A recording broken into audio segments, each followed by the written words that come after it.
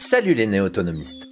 Michel, le doyen de l'archipel et ancien chercheur à l'INRA, ainsi que son acolyte Gabriel, m'ont reçu dans ce verger de sauvegarde qui regorge de pépites que vous ne verrez pas tous les jours. Il a été difficile d'ouvrir cette encyclopédie vivante. Mais une fois lancé, les conseils partagés vous régaleront pour sûr. Ce reportage vous est présenté tout de suite sur l'archipel.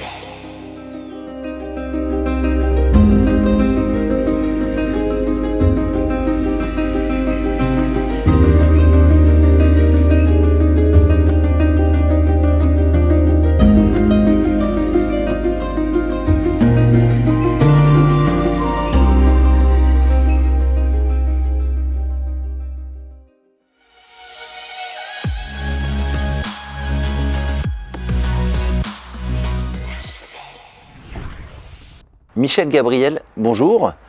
On est ici pas loin de Nantes, dans un conservatoire de pommes. Attends. Bon. On est dans un verger de sauvegarde. Nous ne sommes pas dans un conservatoire. D'accord. Quelle est la différence alors? Un verger de sauvegarde, c'est de sauvegarder les variétés qui sont cultivées dans la région pour éventuellement en découvrir les qualités et les dispatcher après pour le futur, chez les gens. Un conservatoire, c'est une mémoire, c'est-à-dire dans un lieu X. Et s'ils veulent toucher des aides de l'État ou de la région, ils sont dans l'obligation d'avoir des règles de présentation des variétés. Donc si on parle d'une variété, la Chailleux, qui est la variété de la région, normalement il faut 2 arbres ou 4 arbres. Ça dépend du niveau du type de conservatoire. Il y a 30 ans, ils se sont rendus compte que tout disparaissait. Alors ils ont planté d'abord des porte-greffes. Ils ont fait appel au club du département pour apporter les greffons chez eux, sous le paillet, Bernardière, des trucs comme ça. Et l'année d'après, ils ont greffé les porte-greffes. Les porte-greffes, c'était du M9, pas vigoureux. Bon, après, les pépinières Gervel nous ont aidés, hein, c'est ça. Ils nous ont donné c'était une pépinière sur Carquefou qui était riche en variété qui nous a aidés, qu'on a planté ici. Et après, Michel est arrivé et lui, il a fait, donc on avait les vieilles variétés, et lui, après, Michel, il a implanté des variétés, comme il était dans la recherche, il le dira mieux que moi, avec l'INRA et puis d'autres encore, d'Avaudreux-Ligonière, à Angers, il a implanté des nouvelles variétés. Donc c'est pour ça que le verger, il a des variétés anciennes, mais il a aussi des variétés récentes. Parce que tout ce qui se fait aujourd'hui n'est pas acheté à rejeter, au contraire. Il y a des bonnes choses, il y a des mauvaises choses, bon c'est normal. C'est quoi la vie. C'est quoi une bonne chose que peut apporter les... Des nouvelles variétés résistantes aux maladies, résistantes aux pucerons. Enfin, c'est des exemples que je prends, quoi. Le carpo Ils sont bonnes aussi. Résistants au carpo, il n'y en a pas. On n'a pas trouvé. Il y en a qui sont moins sensibles. Voilà. Il y en avait qui étaient connus dans le passé comme moins sensibles, et surtout dans les arbres de tige de l'époque. Mais au jour d'aujourd'hui, quand elles sont à basse tige comme ici, elles sont aussi sensibles que les autres. On peut dire que dans tous les pommiers qui se présentent dans la nature, ici et chez les gens, toutes les variétés sont sensibles au vert du fruit en été. Et là, quand je dis vert du fruit, il y a le Carpocaps, bien sûr, mais il y a aussi 3 autres papillons qui pondent des œufs tout près. Il y a la petite tordeuse, l'Obariski, il y a la tordeuse orientale de la pêche, qui s'occupe aussi sur les fruits qui sont en phase de commencer à mûrir. La tordeuse de la pêche, donc c'est inféodé au pêcher, mais comme les gens achètent des pêches, jettent les noyaux et les déchets dans leur jardin, il y a aussi l'invasion de tordeuses orientales dans la région, et ça fait longtemps que c'est là. Une époque de transformation radicale du monde rural, de 1950 à 1990, a vécu l'arrachage subventionné, entre parenthèses, des fruitiers de 56 à 1960, dans les haies et dans les champs remembrés. La disparition des paysans des villages a sonné le glas de la biodiversité fruitière locale. Les retraités paysans de notre région, dans les années 80, prirent conscience de ces pertes écologiques et de la biodiversité. Ils ont alors œuvré pour la mise en place d'un conservatoire de variés et du verger de sauvegarde de la Garenne. Dans les années 2005, l'augmentation de la demande de produits dits biologiques, avec l'interdiction évolutive de l'emploi de pesticides de synthèse. Le verger de sauvegarde a adopté ces méthodes de protection des arbres et des fruits par la mise en place d'un filet de protection qu'il y a sur les arbres. Pour développer, quand on dit filet de protection, c'est, je présume, par rapport aux oiseaux? Non. Bah, si vous voulez, oui. Il y a les mésanges. Mais c'est surtout le carpeau. Ah, Tous les papillons ne passent pas au travers de... Les frelons, les guêpes. Et les frelons, les guêpes, les mésanges, les voleurs à deux pattes. C'est embêtant. Il faut défaire le filet dessous, il faut les piquer dessous. C'est embêtant. Bon, on n'a jamais été embêté ici avec ça. Avec les voleurs à deux pattes, on ne sait pas. Pas trop. Pas trop. Parce qu'on est on est dans le bourg. Et oui, en plein milieu, c'est ce qui vous protège. Ouais. Est-ce que vous pouvez développer un peu quelle forme apporte quoi et pourquoi on conduit un arbre sur telle ou telle forme? Professionnellement, moi j'étais conseiller technique de 1962 à 95. Et j'ai vécu les différentes révolutions de la technique arboricole. Donc on est passé de verger palissé, structuré, le boucher Thomas, l'inclinaison, le page, le drapeau marchand, c'était un monsieur marchand aussi. Et pour arriver, ces arbres-là demandaient plus de 250 heures de conduite dans l'année. Par arbre? Ah non. Non, à l'hectare. À l'hectare. Par arbre, c'est pas possible. Ah ouais, c'est plus cher que la pomme. Oui, non, sinon là, ça fait cher la pomme. Et puis, il y a d'autres comme Delbar qui a présenté un tricroisillon, c'est-à-dire des arbres à 3 axes. Donc c'était un petit peu différent. Les buissons, c'est plutôt dans le sud de la France. Les buissons pour les pêcher, les arbres à noyaux. Pourquoi ils se sont orientés sur le buisson? C'est peut-être parce qu'il y a plus de vent? C'était, comment il s'appelle? Delbar, c'est une pépinière qui est dans l'Allier. Et dans l'Allier, ils sont influencés par le sud et par le nord. Quoi. Et donc... comme c'est une grosse pépinière qui vend beaucoup de rosiers, beaucoup de fruitiers, c'est comme toutes ces grosses pépinières, tant qu'ils n'ont pas viré leur cutie vers une opinion beaucoup plus drastique, c'est-à-dire la haute densité des arbres petits pour produire beaucoup et vite, ils ont évolué vers des formes intermédiaires, quoi, pour garder l'audience de leurs clients. Alors petit à petit, on en est venu à planter un arbre en fuseau, c'est-à-dire on le laisse, on lui fait rien, voilà. Bon là-dessus, moi je suis intervenu en tant que technicien, j'avais mis en place des formes fruitières qui donnaient tout de suite, oui, et beaucoup. Petit à petit, ça s'est resté avec des plantations verticales en axe, mais on a augmenté la densité. C'est-à-dire on est passé d'un 1,50 m, 1,20 m et 90 cm. D'espace entre les arbres? D'espace entre les arbres sur une ligne d'arbres. Donc aujourd'hui, les grands vergers de la région, ils sont plutôt formés comme ça. 3,50 m entre les rangs, ou 3,80 m, et puis 90 cm entre les pieds. Ça, c'est la méthode la plus productive? Rapide. La plus rapide en mise à fruit? En mise à fruit. D'accord. Alors, dans la méthode la plus rapide en mise à fruit, dans la mesure où il n'y a aucune intervention de conduite de forme derrière. On attache seulement l'arbre, la verticale, et puis on laisse se développer naturellement. Nous, c'est ce qu'on essaye de faire. Oui. C'est ce qu'on essaie de dire aux gens. Vous plantez votre arbre et vous commencerez à vous intéresser à l'arbre quand vous apercevrez qu'il y aura trop de fleurs ou trop de fruits dessus. Avant, on le laisse... Avant, il faut le laisser se développer. Et là, il y a combien de temps à peu près entre... Bon, je pense que ça doit... les variétés doivent peut-être influer. Oui, c'est ça. Il y a des variétés, surtout si le porte-greffe est faible, il y a des variétés qui vont se mettre à fruit dès la deuxième saison. Hein. Même vous plantez un arbre qui a déjà des anticipés venant de pépinière, par exemple, et là, vous avez des fruits tout de suite, la première année. Là, on a des arbres qu'on a plantés l'année dernière, il y a des fruits dessus. déjà. Est-ce que alors moi, on m'a conseillé quand ils sont trop petits d'enlever les fruits les premières années. Quel est votre avis là-dessus? Ah non. Ah non, mais justement, c'est ça qui m'intéresse. C'est-à-dire que la première année, on a planté, mettons, au mois de mars, février-mars, la première année, il y a 20 pommes sur l'arbre. Bon, moi, ce que je leur conseille aux gens, c'est d'en laisser 4 ou 5 pour les goûter. Mais il faut moins. Il ne faut pas laisser surcharger les branches parce qu'elles ne vont pas pousser, c'est fini, l'arbre il est mort. Hein. Il ne fera pas de racines. Hein.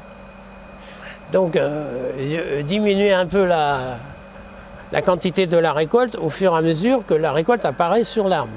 D'une façon globale, on est dans le passage des régulateurs de croissance chimiques qui étaient utilisés, le halar, et puis d'autres produits, les téfons, les trelles par exemple aujourd'hui, à une méthode beaucoup plus physique, beaucoup plus naturelle. C'est le fruit qui consomme l'énergie de l'arbre et sa croissance végétative. Il ne faut pas en laisser trop, sans quoi il n'y aura pas de croissance des pousses à bois ni de racines. Il faut choisir. En début d'année, on se dit soit on veut de la production, soit on veut qu'ils grandissent. Parce que si on laisse trop de fruits, l'année prochaine, il n'y en aura pas. Parce que toute la nourriture que l'arbre va pomper va aller dans les fruits. Et les boutons à fruits l'année d'après, il n'y en aura pas. Il n'y aura pas de croissance, il n'y aura rien. Parce que moi, on me parle d'arbres qui seraient biannuels, c'est ça souvent qu'on Ah bah voilà, c'est ça, c'est exactement ça. Si vous laissez trop de fruits, l'année d'après, il n'y en aura pas. D'accord, c'est ça qui crée l'alternance. Que si on modère, on peut en avoir tous les ans. Voilà. Mais la modération se fait lorsque l'arbre va initier ses boutons à fleurs pour l'année d'après. L'arbre fruitier, il forme ses boutons à fleurs l'année d'avant la floraison. Donc l'année d'avant de la floraison, s'il y a beaucoup de sève, beaucoup de pluie et beaucoup de fertilisants, au mois de juin-juillet, il va initier ses bourgeons à bois en boutons à fleurs. Et donc, l'éclaircissage ou la lutte anti-alternance se fait au mois de juin. Parce que pendant 8 semaines, c'est ça, de la floraison jusqu'à 8 semaines après, l'excès de fruits décroche. C'est-à-dire les fruits en excès dans chaque bouquet ou dans l'excès global de l'arbre, par rapport à des alternances de pluie, de relatif manque d'eau, l'arbre il se décharge. Hein. Normalement, 8 semaines après la floraison, toutes les chutes de fruits sont terminées. Et c'est à ce moment-là, c'est-à-dire vers le 15 juin, qu'on va faire la régulation charge de l'arbre, pousse à bois. Ce qu'on appelle la taille en verre. C'est ça la taille en verre. Nous ici, on en fait 2 si tu veux. On pense d'abord à éclaircir, de faire tomber les fruits qu'on estime en excès. À quelle période ça?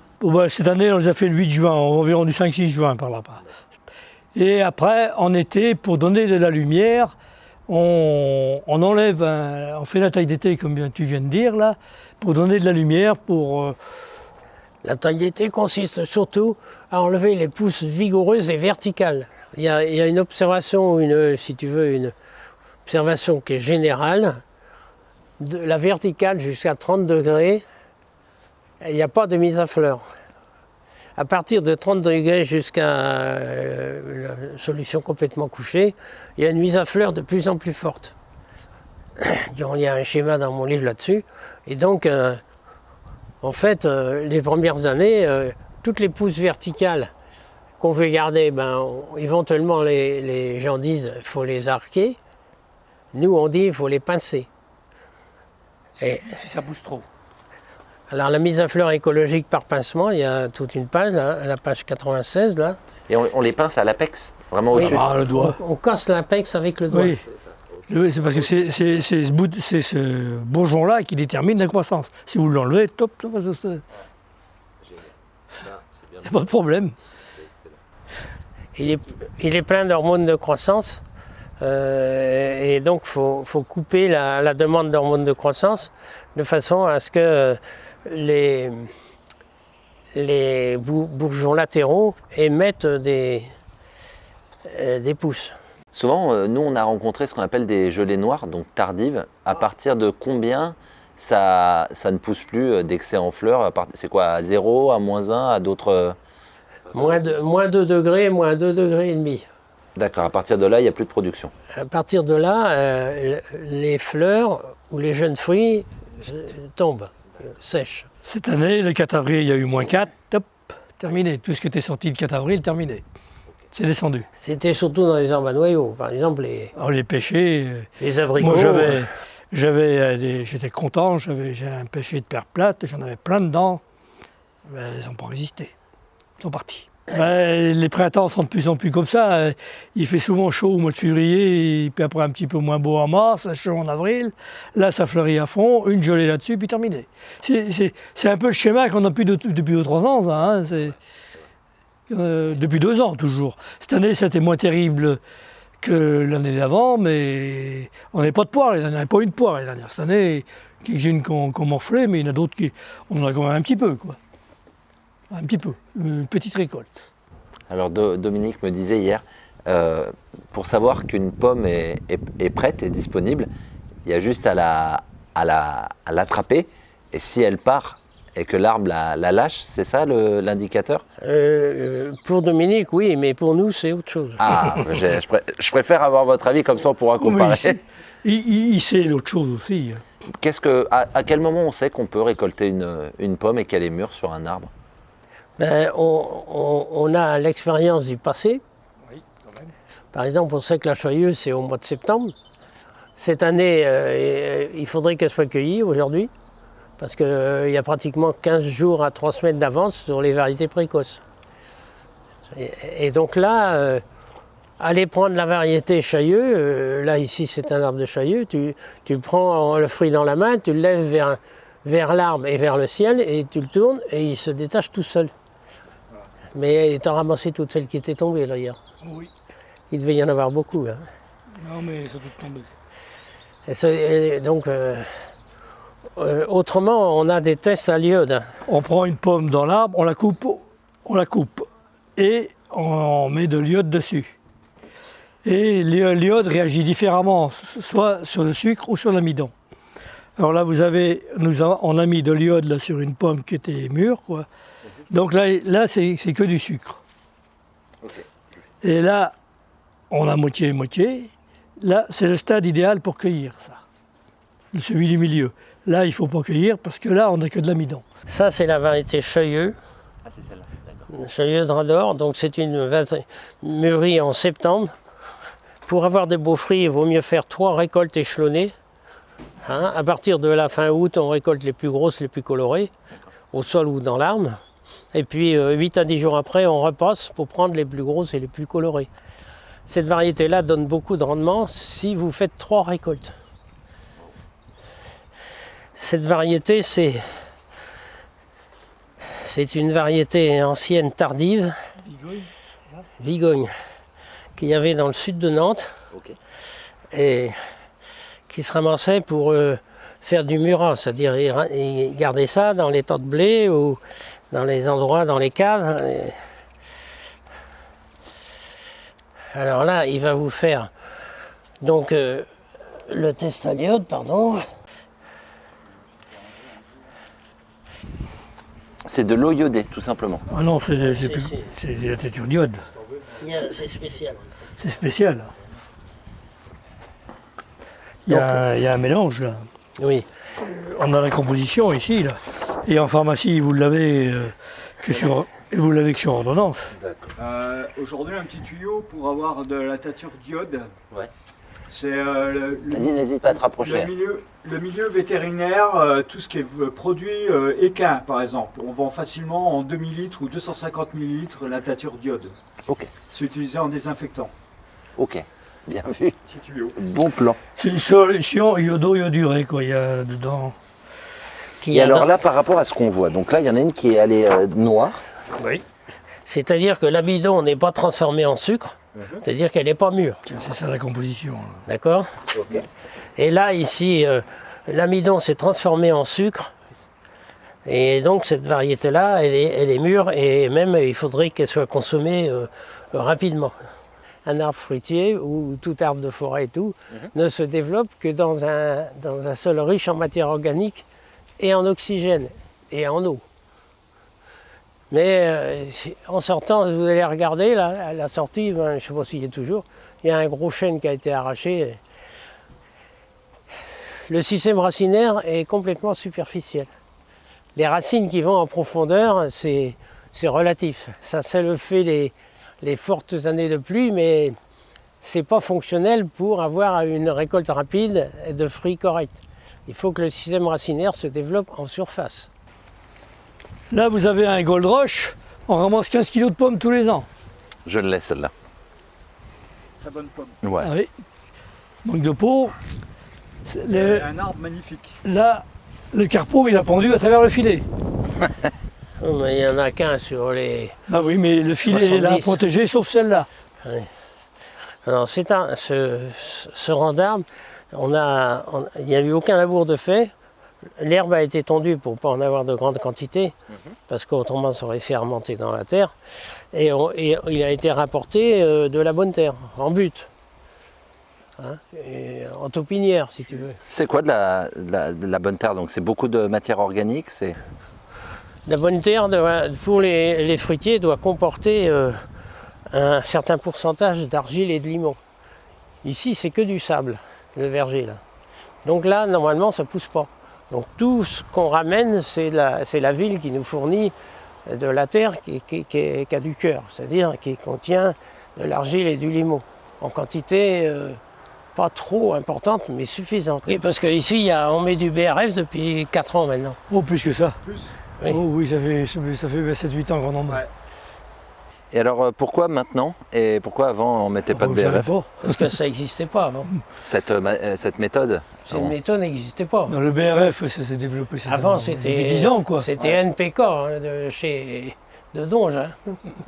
Ok. Donc vous avez vu quand même l'évolution avec les années.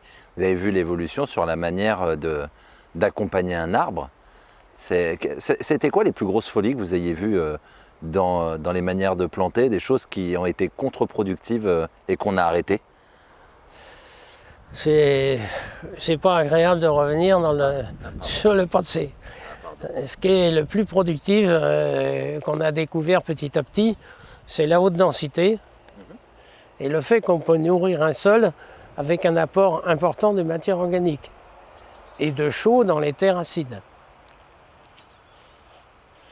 Avec une petite remarque entre parenthèses, le châtaignier ne pousse que dans les terres acides et le noyer ne pousse que dans les terrains calcaires.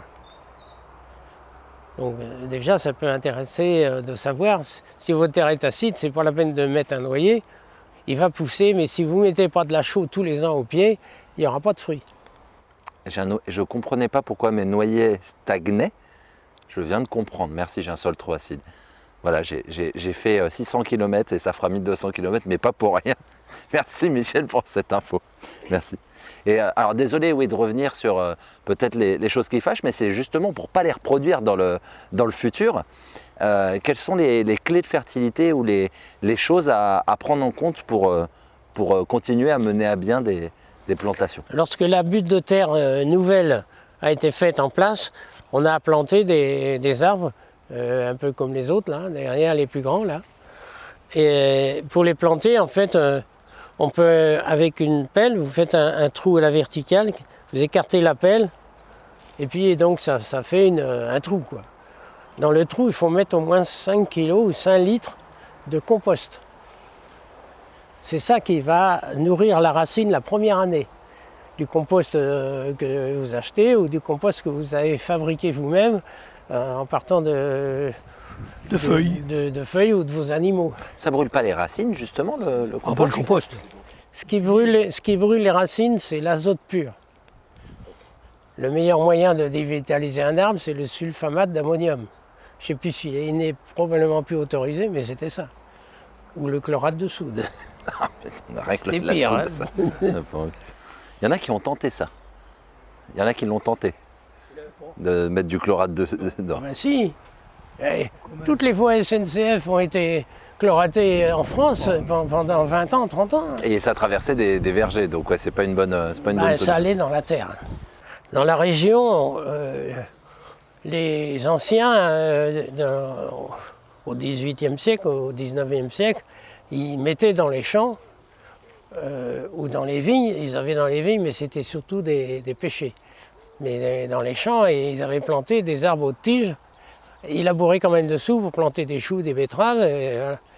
Ils avaient les locars. C'était ici, il n'y en a pas là. C'est fou. Un locar.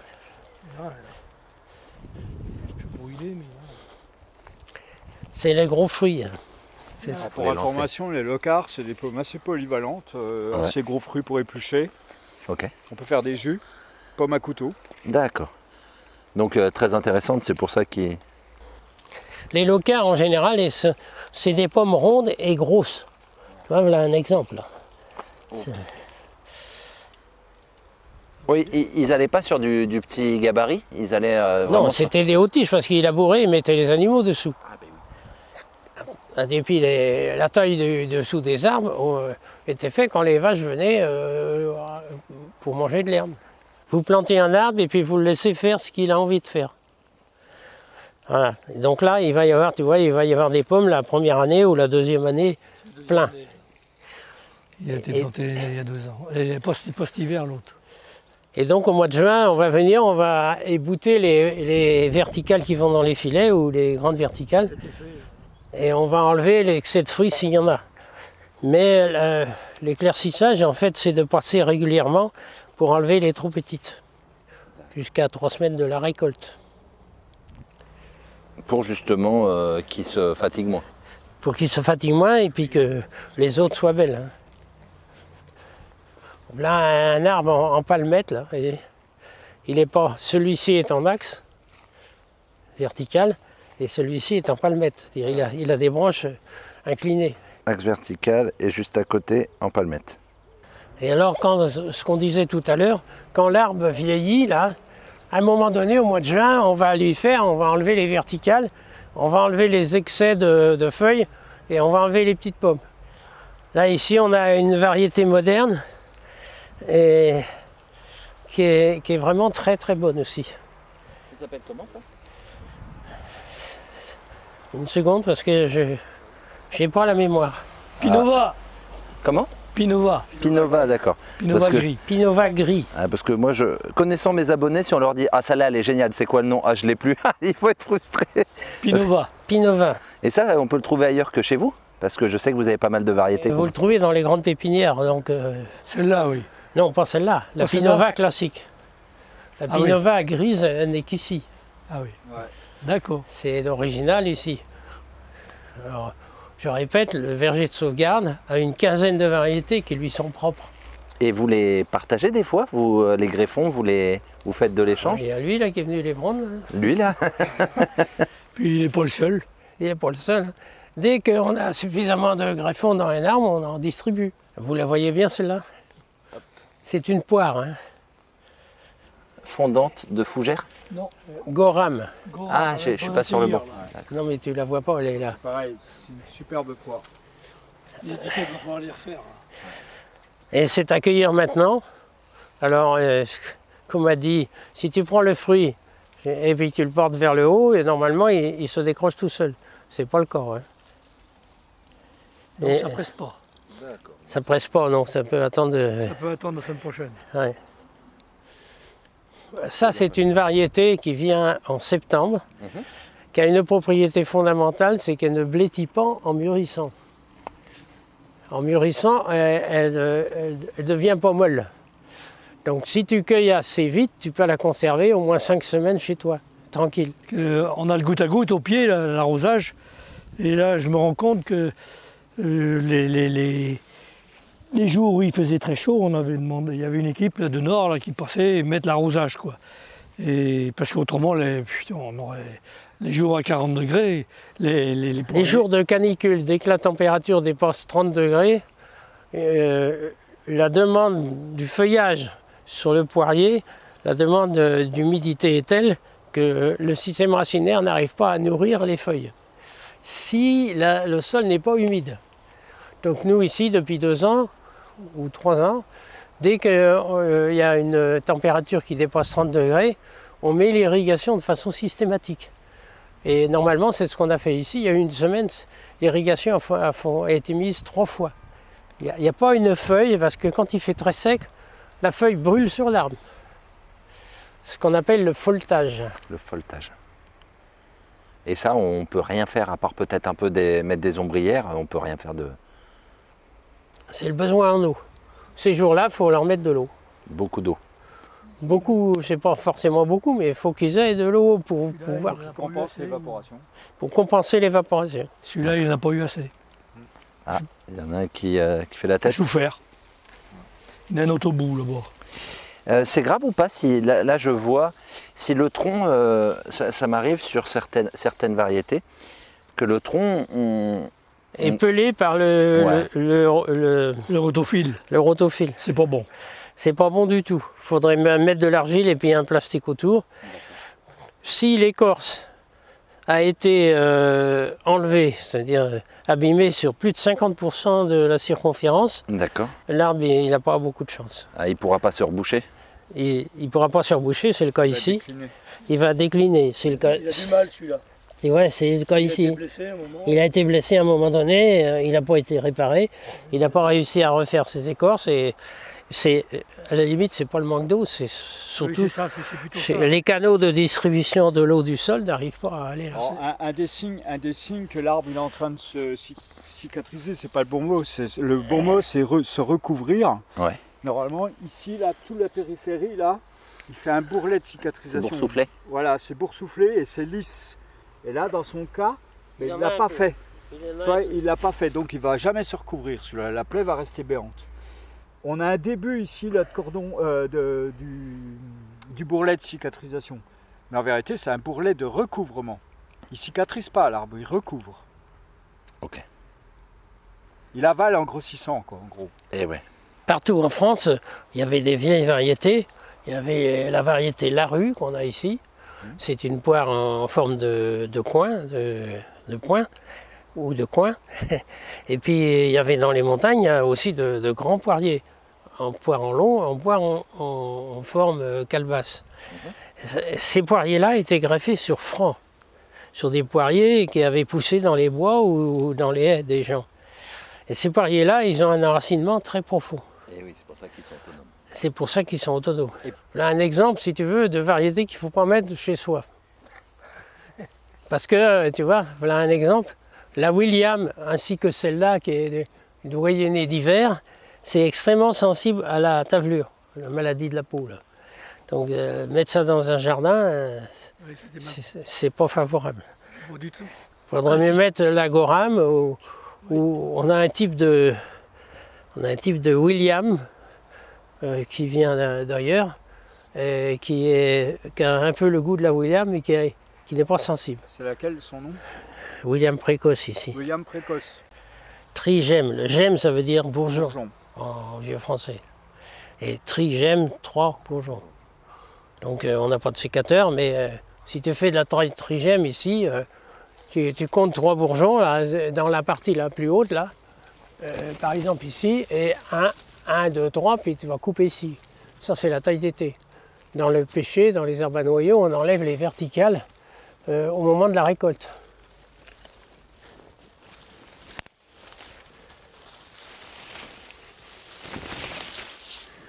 Et là, le fait de le casser, ça renvoie la sève dans le reste de l'arbre pour améliorer la qualité des boutons à fleurs qui sont sur les branches latérales, ça, les boutons à fleurs. Et là, tu vois, quand tu as du 106, il n'y a pas de... De rejetons au pied. oui, et puis il n'y a pas de boule de... Il n'y a pas de betterave ici. La Là. betterave au point de greffe. d'accord, ça a tout absorbé quoi. Oui, c'est lisse. C'est lisse. Là, Il y a une bonne circulation. c'est ça.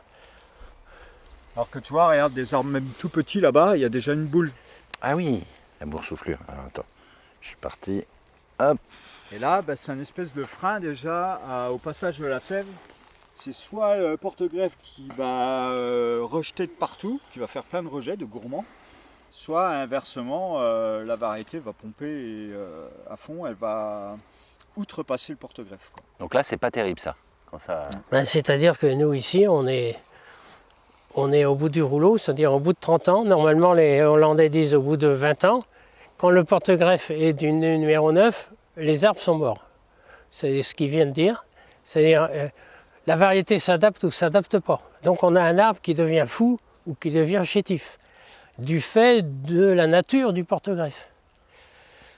Les modernes, les Américains entre autres, ont mis au point des nouveaux porte-greffes qui n'ont pas ces difficultés-là, qui ont la soudure verticale comme les porte-greffes vigoureux, mais en plus qui aiment bien être replantés après d'autres pommiers.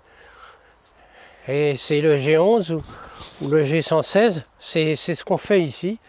On change les variétés, c'est-à-dire on reprend les variétés qu'il y avait là, on les greffe sur un porte-greffe moderne qui résiste à la fatigue du sol et qui a une bonne soudure et qui va produire des fruits gros et rapidement. Ça plaît aux gens. Eh oui. Et ça, c'est l'évolution du verger ici, dans l'état actuel. dites-moi, Michel, un arbre naturel comme ils avaient au Kazakhstan, les pommiers du Kazakhstan, ça vit combien naturellement un arbre qui pousserait du noyau, enfin du pépin et qu'on laisserait vivre dans les meilleures conditions? Ça dépend des chevaux sauvages et de toutes sortes de choses. Hein. Par exemple, le doyen des arbres, des pommiers, c'est quel âge on sait Je ne peux rien dire moi, mais les hautes tiges, dans les champs, ils les gardaient 80 ans, enfin 2 ou 3 générations. Moi, j'ai entendu parler de francs qui faisaient 150 ans. Ça me paraît énorme. Non, 2 ou 3 générations d'humains. Une génération étant de 30 ans d'activité. Ok, ah oui, d'activité. Ouais, enfin, ok. Ok, c'est bon à savoir. Il y avait dans la région de Nozay, il y avait des très grands vergers dans des très bonnes terres. Et il y avait vraiment des arbres très vieux.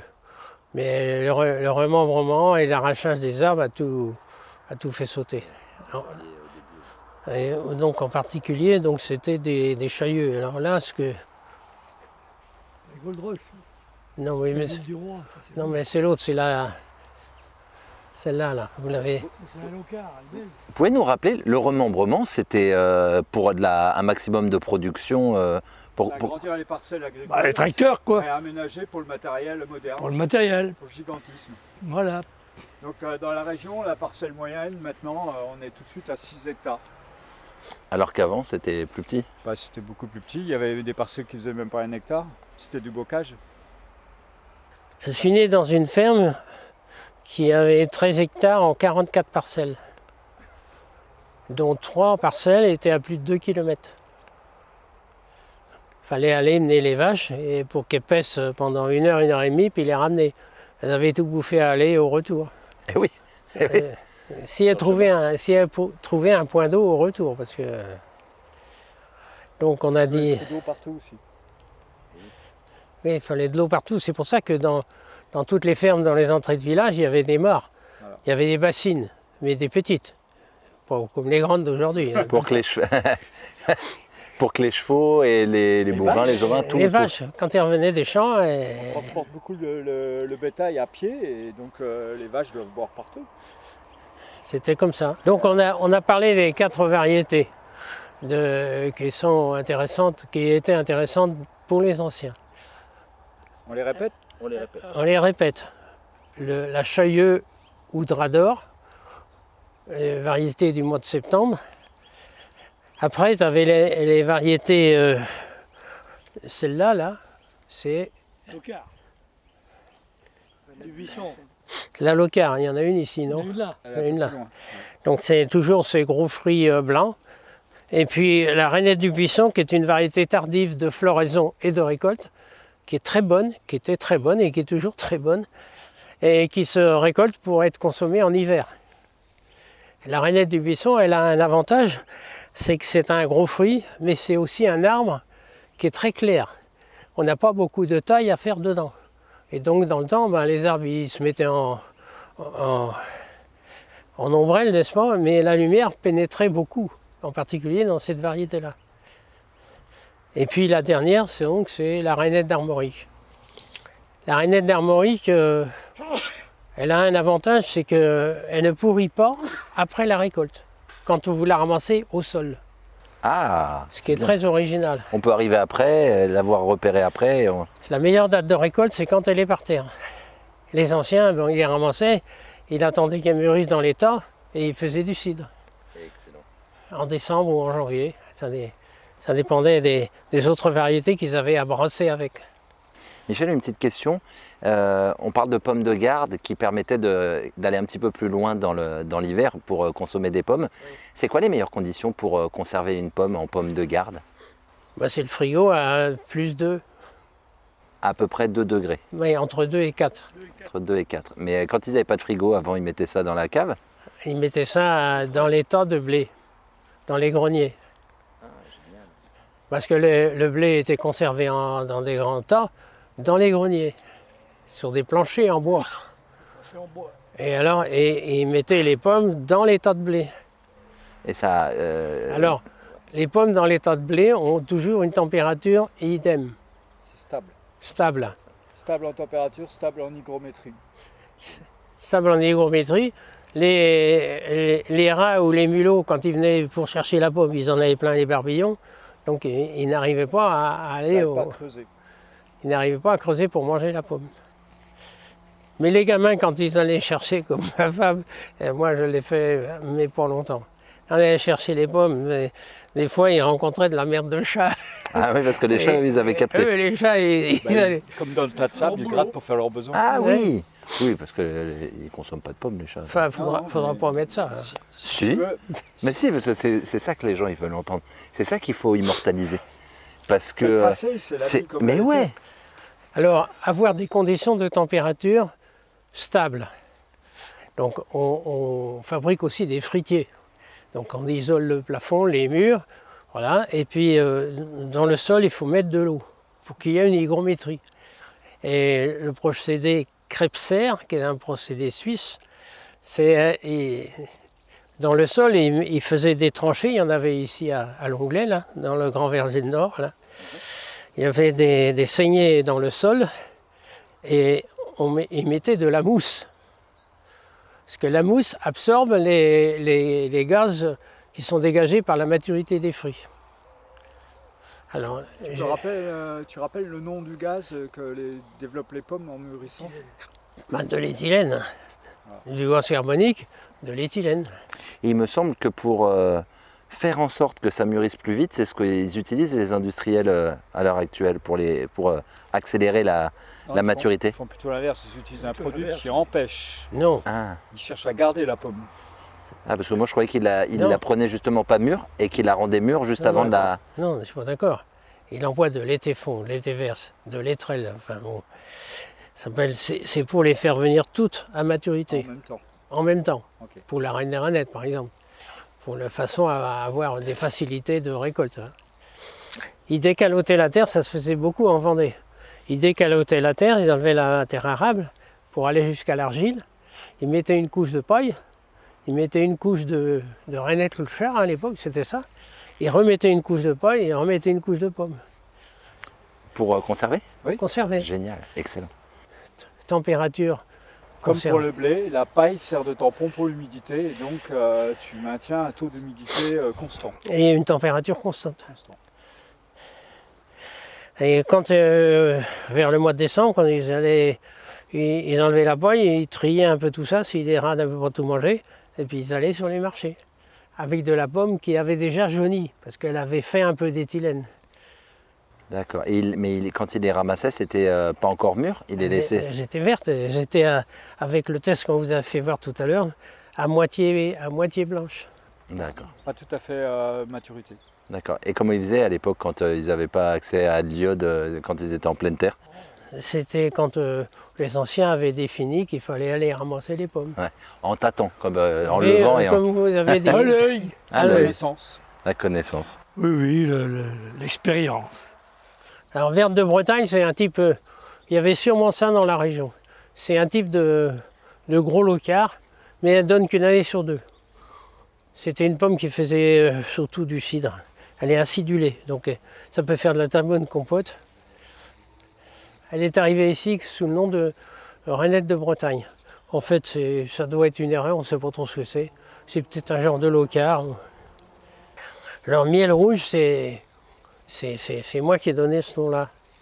Alors, comme vous voyez cette pomme-là en particulier, elle est très grosse et elle a une très belle forme. Elle a un goût de miel et elle est rouge. C'est marrant, je m'y attendais avec le doigt.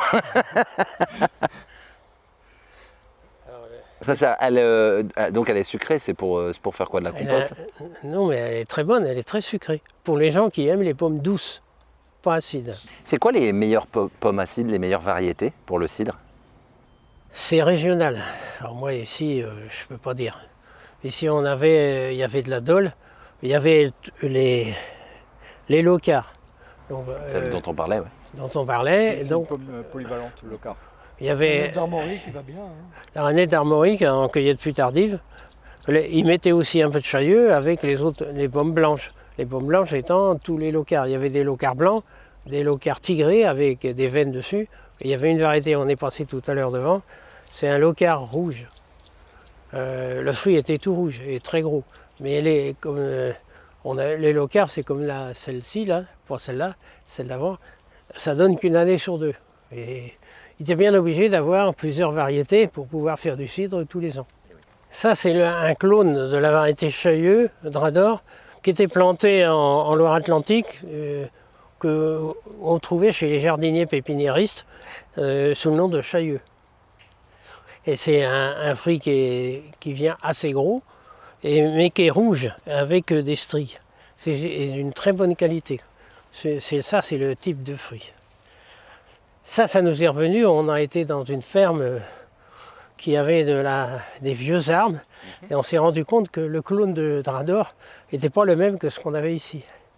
Et c'est des plantations qui ont été faites par les anciens agriculteurs dans les années 50. Donc on est très proche de la variété Drador d'origine, qu'il y avait à Nozay ou par là. Elle est plus grosse, elle est striée et surtout, elle donne bien. Donc le berceau de la Chailleux, c'est Nozay. Oui, c'est la région de Nozay. Génial, c'est bon ça, ce genre d'infos. Là, voilà, cet arbre comme ça, on le voit bien. Est-ce que c'est possible d'avoir un peu, en quelques minutes, est-ce que c'est possible, Michel, de connaître un peu l'anatomie d'un pommier? Alors l'anatomie d'un pommier, on part En général, les pommiers qu'on plante, on plante d'abord un porte-greffe. C'est-à-dire, le porte-greffe, c'est la partie qu'on met dans la terre, c'est une variété de pommiers. Et on va écussonner ou greffer à un moment donné sur cette pousse-là. La variété qu'on veut. Bon. Ça, c'est la pousse de l'année. C'est un scion. On appelle ça un scion. Si on fait des pincements de feuilles où on met des produits chimiques, il va émettre des rameaux latéraux. Là ici, tu as le porte-greffe numéro 9, qui est donc le pommier qui s'appelle numéro 9. Et puis là, tu as la variété qui portait un nom, mais il n'y a plus de fruits dedans, ils sont tous tombés. Belle fleur jaune, une vieille variété. Donc alors, si on pince ou qu'on émet, ça va émettre des ramifications latérales. C'est ce qu'on appelle des pousses anticipées. Parce que ça pousse l'année où le scion pousse. Ça ne pousse pas l'année d'après. Donc c'est des pousses anticipées. D'accord ? À ce moment-là, ces pousses-là, le pépiniériste ou nous ici, on garde tout. Sauf les branches, tu vois, ici, je ne sais pas pourquoi c'est là, mais bon, là, il y a un problème. Il est étranglé, là. C'est là-dessus que se forment les boutons à fleurs, tu vois, sur la partie 2 ans. Ou en brindille couronnée, c'est-à-dire la brindille est couronnée quand elle est terminée par une fleur. Alors la fleur du brindille couronné est normalement plus développée. On voit bien, on voit la fleur. Et tu as aussi des fleurs sur le bois de l'année ici. Là. À la base des feuilles, tu as des fleurs ici. Donc ça va donner les pommes qu'on a vues dans l'autre arbre, où les pommes qui sont tombées. Il y aura des pommes tout le long de ce rameau-là. C'est pour ça qu'on dit, vous plantez l'arbre, vous ne faites rien, de façon à avoir des pousses de 1 an et de 2 ans, qui vont vous donner des fruits tout de suite. Puis pour l'enracinement, tout ce qui est en haut est en bas. Donc il y a une symétrie qui se crée. Si tu laisses pousser de façon anarchique, naturelle, lui prospecte le sol pour aller se nourrir, pour chercher l'eau, de façon naturelle aussi. Que si tu le tailles de trop, il ne va pas avoir de raison de développer les racines, donc ton arbre ne s'implante pas. Et puis il va émettre des pousses verticales qui n'auront pas de boutons à fleurs. Voilà. Et là, tu n'as que de la croissance. Tu n'as que de la croissance et donc tu perds une année. Pas mal. Ça, j'aime bien ces infos. Et il me regarde, Dominique, de dire note petit, note. Non, mais tu sais, il y a longtemps que je suis ta chaîne, je suis un petit peu tout le monde. Je crois qu'il n'y a personne qui a raison de tout, tort de tout, tous les torts, mais chacun a sa petite expérience, sa compréhension de la chose. Michel, c'est plus une petite expérience là quand même. Ah ben là, il y a 40 ans de carrière et 30 ans de retraite alors. Tiens, tu vois là, qu'ils appellent les mûres fruitiers. Ça, c'est un abricotier. L'abricotier ne va produire que si ne gèle pas.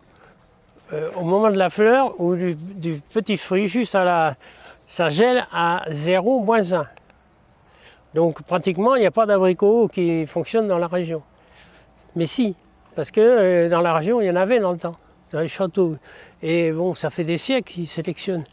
Il nous en est parvenu une dans les champs qui a été baptisée mûre saline, dans les pépinières Ripoche. Cet arbre-là, il est poussé un jour dans la zone de Loire, là, dans les champs, et il avait plein d'abricots. Ils se sont dit, c'est pas normal ça, donc c'est une bonne variété. C'est un bon bug. C'est une bonne sélection naturelle. Et donc ça a été développé par la pépinière Ripoche. Vous voyez cet arbre-là, là.